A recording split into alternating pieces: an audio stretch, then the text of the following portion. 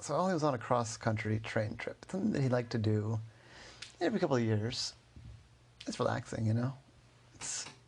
He was headed out to California, and he was going to do a couple of different things. He was meeting with a friend, hadn't seen him in a while, and there was a kind of a conference,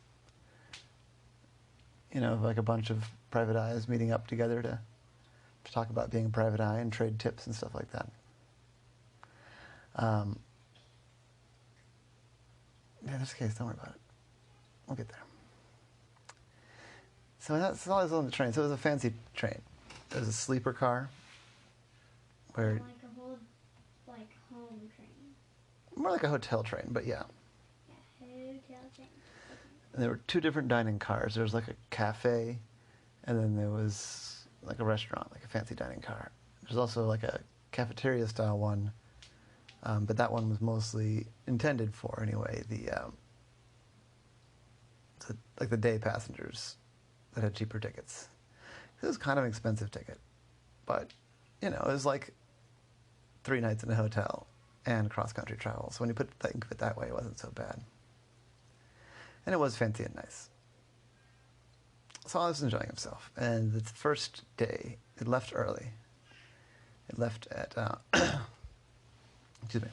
left at 7:30 a.m., which I guess isn't that early. But the point is, the ticket included breakfast that morning, so he waited until he got on the train to have his breakfast. And he sat at a table, and an older woman came by and said, do you mind at all if I would join you for breakfast? And I said, sure, you can join me, that'd be nice. And it was a cool conversation. She was kind of a mysterious, kind of sassy old lady. We'd been a lot of interesting places and done a lot of interesting things. You know, they sat and they ate their breakfast casually, and they had some coffee, and they just chatted. That was part of the fun of a train trip like this, for Ollie anyway, was you get to meet some new people, and there's no rush to go off to somewhere. You can hang out, get to know somebody, with no expectation that you're going to be lifelong friends. You're just enjoying someone's company, a new person. So anyway, I met this lady, and she said her name was Marge. And Marge was retired, she said, and heading out to California to spend a couple of months with her grandkids. And I told a little bit about about himself. He's a private eye, and an octopus, obviously, and he's going to go visit some friends. And they just had a lovely conversation. After breakfast, they parted ways, and Ollie went back to his cabin to read. And the lady, well, she went off. Ollie didn't know where she went exactly. Around noon, Ollie went to the cafe car to get some lunch. And as it so happened, Marge was there then doing much the same. And so I said, oh, hey Marge, how are you? I said, oh, Ollie, I'm doing fine. I'm just going to have some coffee and a quick bite, but if you'd like to, looks like you're getting a big lunch, so I might not stay for the whole meal, but if you'd like to join me, you're certainly welcome. And I said, sure. And so I sat again, and they had another nice little conversation, and then, after about 10 minutes, she excused herself, because she'd been like partway through her meal when Ollie came. And this was all very normal for a train like this. Ollie had ridden a train like this before, and so had Marge. At dinner, Ollie didn't see Marge, but he didn't think much of it. And he hung out in the lounge. There was a lounge car. Well, not quite. The cafe car became the lounge car at night. So they put the coffee stuff away and brought out, beer and wine and liquor and things like that, and put on some music. Rearranged the chairs somewhat so it was more open. But Ollie enjoyed himself talking to some of the other passengers and reading the newspaper and just relaxing. In the morning, he got up and he sort of hoped to see Marge again, but didn't see her. So he ended up chatting with a couple who had joined the train in Philadelphia. Lunchtime again, he went to the cafe. And he saw the couple. And he's ended up sitting next to a guy who was, well, he lived in Chicago, but he was coming also from Philadelphia, having been there for a business trip. And he was now taking a vacation, so he'd driven down from Chicago to Philadelphia and was now, taking this vacation. And he did other things during the day. He found some people there that he'd played some poker with, which is kind of fun. What? Poker, it's a card game. With who? Just some random passengers that he had met. And at dinner, again though, I didn't see Marge, and he started to get worried. Just a second. That's fine. And when breakfast came around the next day, and Ollie still hadn't seen her, he decided he needed to alert the conductor. So he talked to the conductor, and the conductor was also concerned, because it's not good for a person to disappear on a train. Like, just. So they did. They got all there's like one police officer on board that was assigned to the train, and they got all the crew, and they're looking for Marge, because they talked to Marge too, and she was very nice, and she seemed kind, so they searched the whole train. They checked her sleeping, her room in the sleeping car, and she wasn't there. And they checked the cafeteria car and the day passenger cabins, and she wasn't there. And they checked the dining car, and they even checked up in the engine room and the caboose and what's it called, the luggage car. Everywhere. They couldn't find her, so they really got worried then. So then they decided they needed to check all the cabins, all the sleeping car rooms.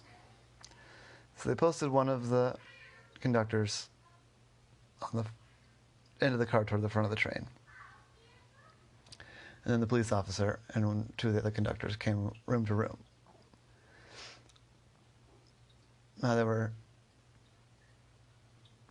two sleeping cars, 10 rooms each. Pretty much all of them, most of them, they weren't even, the doors were open because it was daytime. And they weren't locked. And the people were just, hanging out, doing whatever. Watching movies, reading, playing cards, playing games, whatever. They were just hanging out. And a couple of them, people were napping, but they were polite about the situation. Most of them were very unremarkable. The only one that was unusual at all was the last cabin in the first car. Because they knocked and they didn't want to open the door. And they said, "I'm sorry, we need to inspect. A person's gone missing and we have to check every room." So they said, "All right, hold on a second. After a couple of minutes, they opened up the door, and it was a doctor in a black coat and black hat.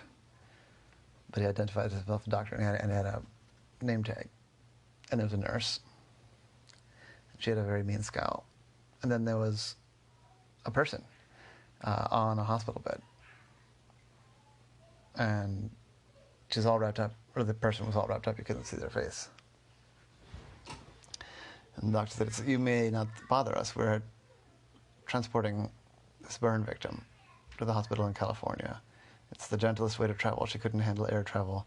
She couldn't handle the rigors of driving across country. A helicopter was out of the question. This was the most gentle way to travel, and it's important that we keep the room cool and calm. She's in and out of consciousness, and it does not do at all to stress her. So now you've seen what you need to see, and I'll ask you to excuse us. There's a reason we've been taking our meals as room service."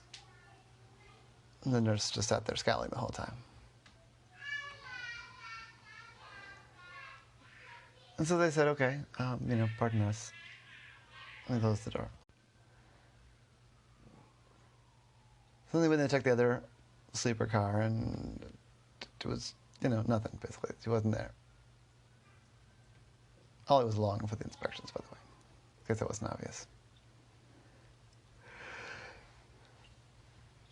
So they sat at the end of the dining car.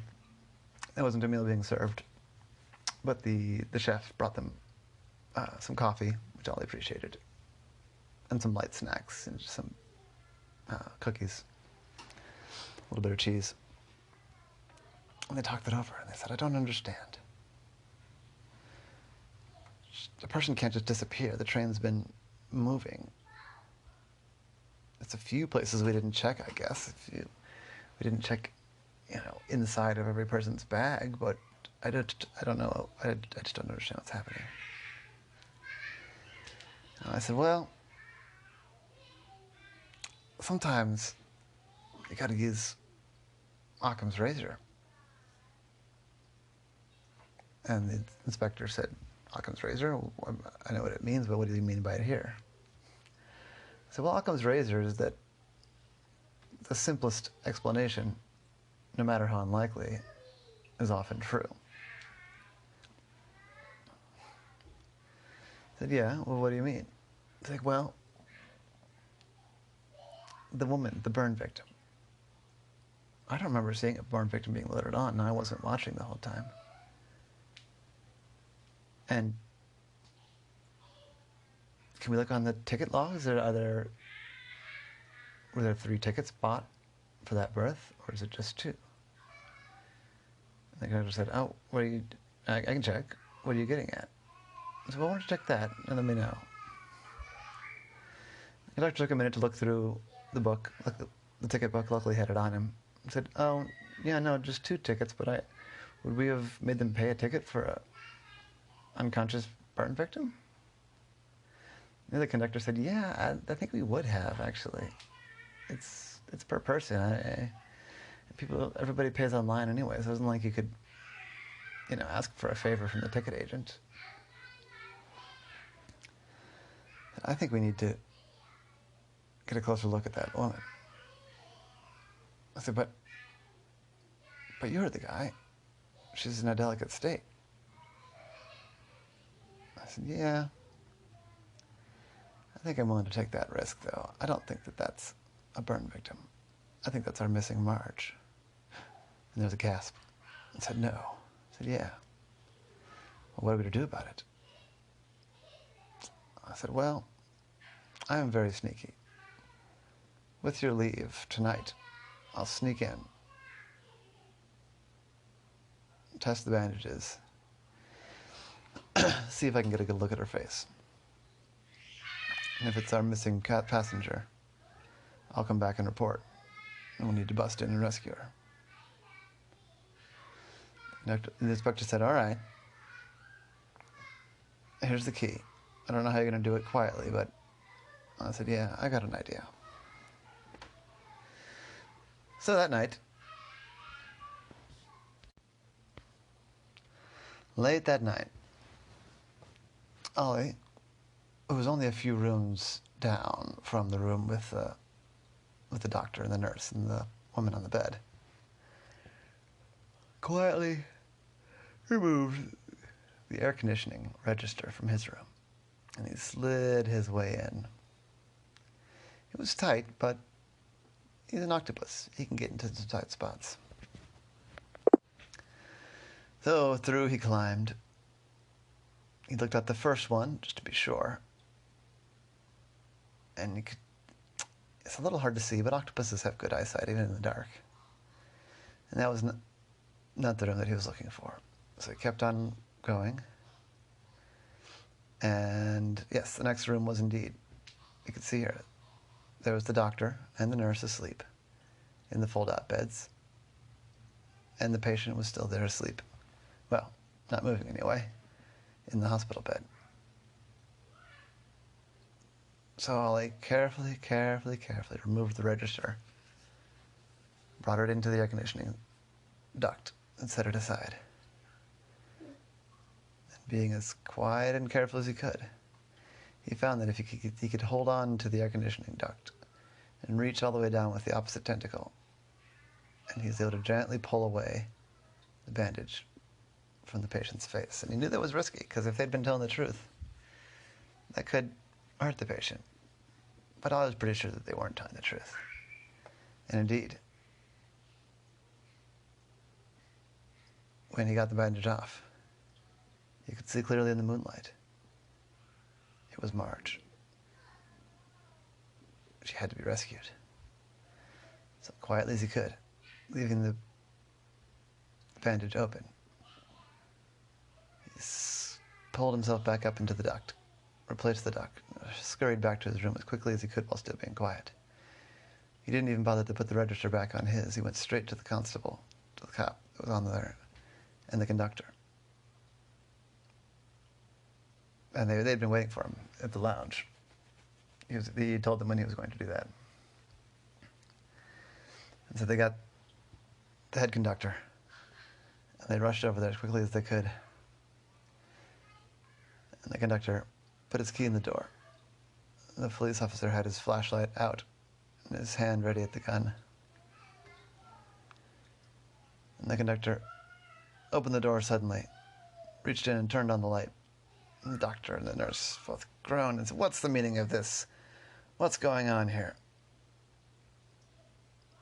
And they all looked, the conductors and the police officer, and they could see as plain as day that it was Marge and not some burn victim.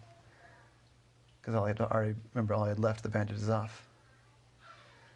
So without even saying anything, the inspector released the brake on the bed and started pulling the bed out, rolling it out.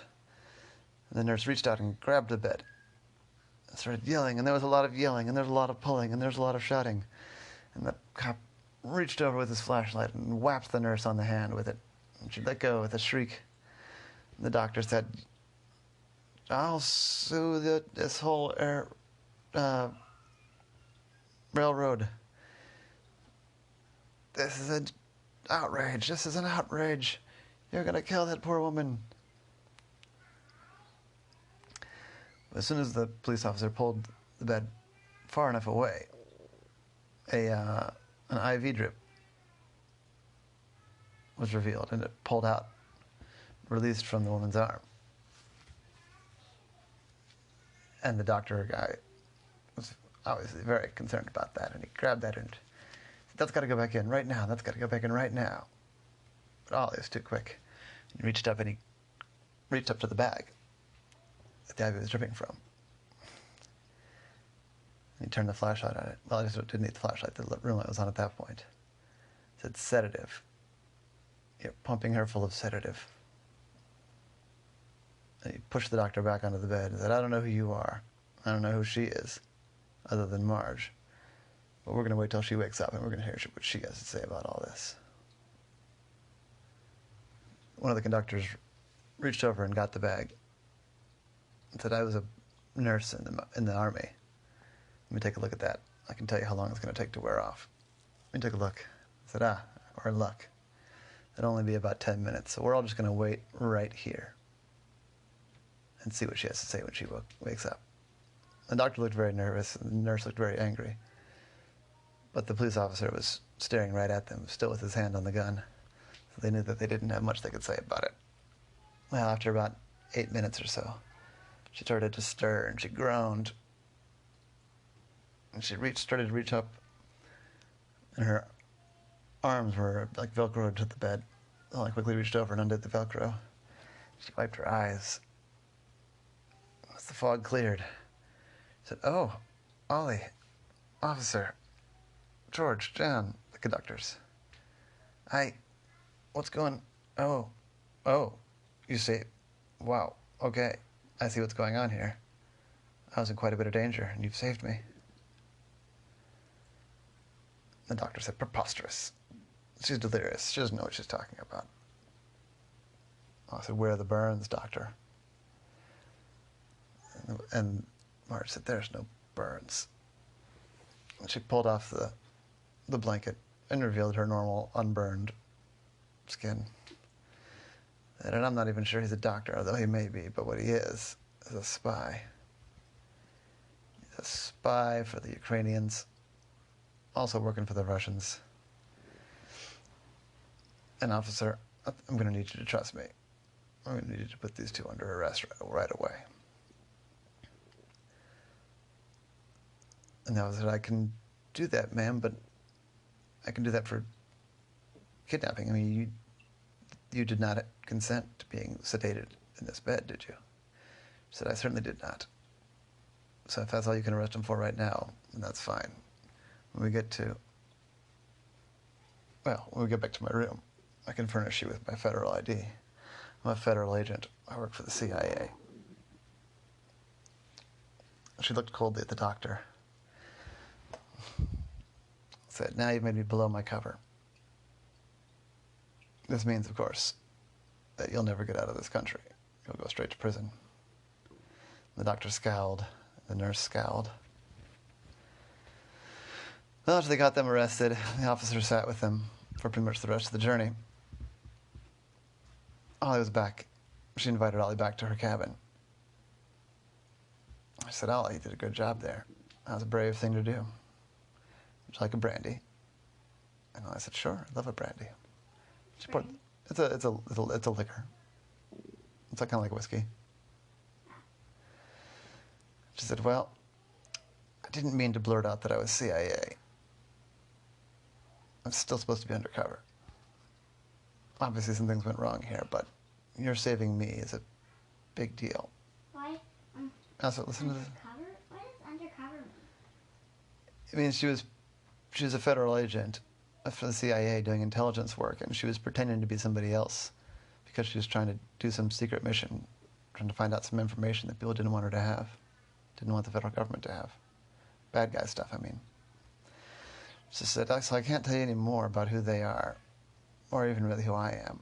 And in fact, I need your assurances that you won't tell anyone that I'm CIA. One of the conductors works with me. He's CIA too. And he's going to be taking the other conductor and the officer into confidence. But all I need you to keep this under your hat. I know you're a social guy, and I know you have that blog, but this one you got to keep a secret. It's a big, careful operation we're doing. National security stuff. But when it's all over, I promise you, I'll invite you out to D.C. I'll tell you the whole story. I don't know if even then I'll be able to let you tell other people the story, but I'll let you in on everything. Hey, maybe we'll have some work for you now and then. I lifted his brandy glass, took a sip, and said I'm glad to have helped. I really enjoyed our conversation. And if that's all that ever is to it, that's okay with me. And that was the case of Ollie and the stranger on the train.